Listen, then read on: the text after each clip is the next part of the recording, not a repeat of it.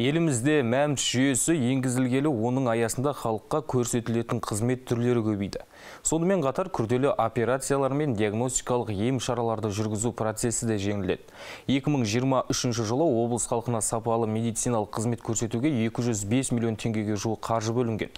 Бұл туралы Түркістан облыстық өңірлік коммуникациялар орталығында өткен брифингте сала басшысы Асқат Бейсенбаев мәлімдеді.